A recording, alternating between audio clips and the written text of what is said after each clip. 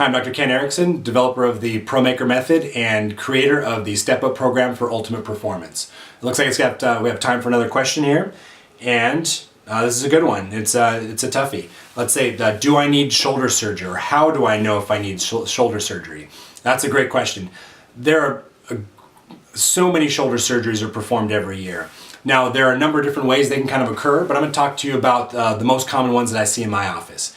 The rotator cuff is a very kind of complex structure. It's actually, the rotator cuff is made up of four muscles that need to stabilize the head of the humerus, or you can say like the ball of the shoulder joint, so that it can perform all these amazing motions. Without that kind of stability, we wouldn't be able to do many of the activities that are asked of us as athletes.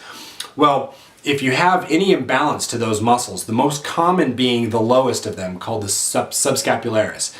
If you don't have that stabilizing properly, the natural tendency is for the head of the humerus to drift upwards and deeper into the socket. Now, if you're just at rest with your arms hanging at your side, not a big deal. Gravity will help to take that pressure off and it won't cause any real damage. But if you raise your arm high over your head and you do it frequently, like you would see with a throwing motion or a swimming, you're going to then take this bone that's supposed to just kind of roll around the tissue, actually will grind right against it. It's almost like taking a piece of sandpaper and just moving it in a very small spot and wearing a hole straight through the drywall. It's the exact same concept. Therefore, the most common rotator cuff surgery to be performed is actually a repair for a torn supraspinatus muscle. And the supraspinatus muscle is the muscle that happens to be sitting directly on top of the head of the humerus. So when the subscapularis isn't pulling down properly, it drifts upwards, it wears a hole through the supraspinatus muscle, and it causes a supraspinatus tendon tear. Now, how do you know if you need surgery? Generally speaking, if you have what's called a full thickness tear, where it's torn all the way through and there's no attachment whatsoever, you're probably going to find that you either need to live with that problem, and give up the activities you would normally need to have the supraspinatus function for, or you're going to have to do the surgery, and that's the unfortunate fact of the matter. However, there are a lot of things that can be done if you have anything less than a full thickness tear. If there's even just 25% of the fibers kind of holding on for dear life, it's quite possible to correct the underlying dysfunction that led to the problem in the first place. This wasn't some one-time trauma. Even if it was triggered by a trauma, it was probably some ongoing long-term dysfunction that actually led to this issue.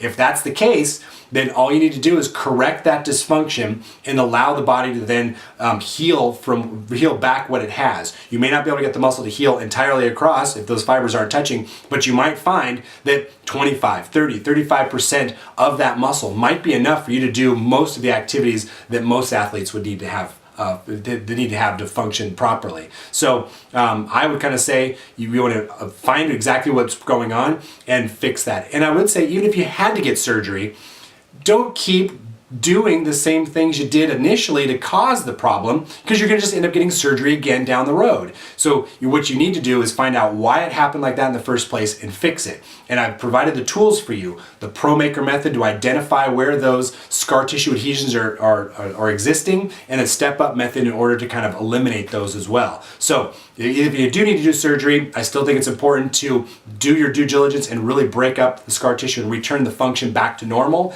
And if you can avoid surgery, all the better, because what does surgery cause? It causes scar tissue and microscopic adhesions. What do we already know about microscopic adhesions and scar tissue? They kill efficiency, range of motion, respiration, and recovery. All the things that a great athlete needs to have superhuman performance. So I hope that answers your question, and I will see you around the academy.